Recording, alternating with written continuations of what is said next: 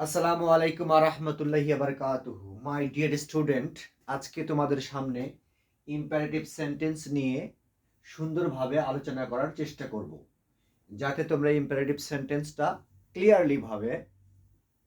Clearly বুঝতে পারো। তাহলে লক্ষ্য করো যে ইম্পারেটিভ সেন্টেন্সটা কি। ইম্পারেটিভ সেন্টেন্স হলো যে সেন্টেন্স দ্বারা আদেশ, উপদেশ, নিষেধ, ক্ষমা, অনুমতি প্রকাশ পায় তাকে ইম্পারেটিভ সেন্টেন্স বলে। আরেকবার বলছি, যে সেন্টেন্স দ্বারা আদেশ, উপদেশ, নিষেধ, ক্ষমা, অনুমতি এই রকম বোঝায় সেটাকে ইম্পারেটিভ সেন্টেন্স বলে। আশা করি বুঝতে পেরেছো। এখন এই ইম্পারেটিভ সেন্টেন্সের স্ট্রাকচারটা কিরকম হবে?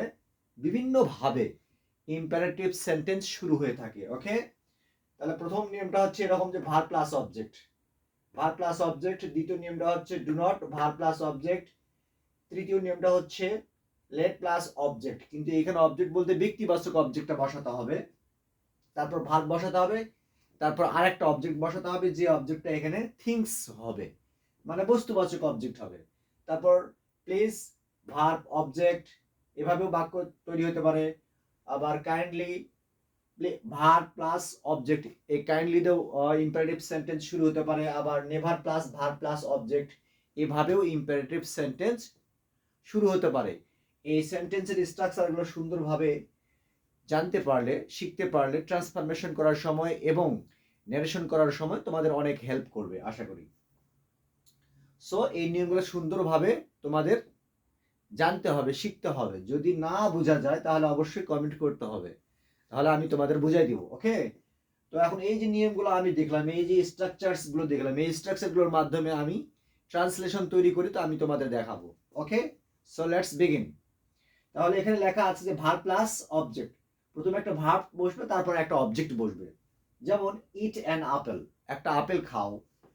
তারপরে কি, গো টু স্কুল, স্কুলে যাও। তারপরে টিভি দেখো, ওয়াচ টিভি। তারপরে মনে করো কি, ভাত রান্না করো, কুক রাইস। তারপরে মনে করো কি, কোরআন পড়ো, রিড দ্য কোরআন, এরকমের আর কি। তারপর বি নম্বর লাইনে হবে, ওই সেন্টেন্সটা কিন্তু নেগেটিভ হবে। যেমন ডোন্ট ইট অ্যান আপেল, একটা আপেল খেও না। Don't it an apple, apple খেও না। ডোন্ট ওয়াচ টিভি, টিভি দেখো না। Don't run in the sun, রোদের মধ্যে দৌড়াও না। তারপরে ডোন্ট গো দেয়ার, সেখানে যেও না। এগুলো হলো ইম্পারেটিভ সেন্টেন্স, কিন্তু ইম্পারেটিভ সেন্টেন্সের নেগেটিভ সেন্স দিচ্ছে আর কি। তারপর let me it an apple, আমাকে একটা আপেল খেতে দাও। তাহলে এই যে লেট দিয়ে বাক্যটা শুরু হয়েছে, এখানে লেট দিয়ে বাক্যটা শুরু হয়েছে, তারপর অবজেক্ট, ব্যক্তিবাচক অবজেক্ট বসেছে, তারপর ভার্ব বসেছে, তারপর আর একটা অবজেক্ট বসেছে। So let me it an apple, আমাকে একটা আপেল খেতে দাও। আমাকে একটি চিঠি লিখতে দাও, লেট মি রাইট লেটার। তারপর আমাকে যেতে দাও, লেট মি গো আউট। তারপর আমাকে বলতে দাও, লেট মি স্পিক। এইরকম করে বাক্য তৈরি করা যাবে। এখানে একটা বিষয় লক্ষ্য রাখতে হবে, কখন আমরা লেট দিয়ে বাক্য শুরু করব, যখন দেখা যাবে যে অবজেক্টিভ কেস দিয়ে বাক্যটি শুরু হয়েছে এবং ক্রিয়ার শেষে তে দাও কথাটা উল্লেখ রয়েছে। যেমন আমাকে যেতে দাও, আমাকে দিয়ে বাক্যটা শুরু হয়েছে, আমাকে ইংরেজি মি, এটা অবজেক্টিভ কেস।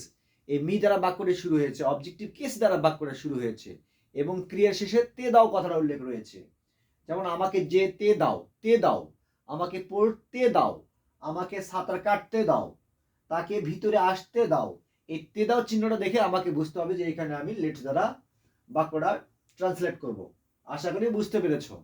এবার আসো প্লিজ, মানে দয়া করে বা অনুগ্রহপূর্বক, please and eat an apple, অনুগ্রহপূর্বক একটা আপেল খাও। ওই প্লিজের মতো করে কাইন্ডলি ইট অ্যান আপেল, দয়া করে একটা আপেল খাও। তারপরে নেভার মানে হচ্ছে কখনোই না, নেভার ইট অ্যান আপেল, কখনো আপেল খেও না। এইরকম করে অপারেটিভ সেন্টেন্স থেকে তোমাদের ট্রান্সলেশন করতে হবে। আর এটাই হচ্ছে অপারেটিভ সেন্টেন্সের সংক্ষিপ্ত আলোচনা। আশা করি বুঝতে পেরেছো। যদি আমার এই ক্লাসটা তোমাদের ভালো লাগে, অবশ্যই একটা লাইক করবে, কমেন্ট করবে এবং বন্ধু বান্ধবদের সঙ্গে শেয়ার করবে, যাতে তোমাদের বন্ধুরা সুন্দরভাবে শিখতে পারে, ইম্পারেটিভ সেন্টেন্সটা ভালোভাবে বুঝতে পারে। তাহলে আজকে এই পর্যন্তই। No more today, see you will tomorrow, bye by.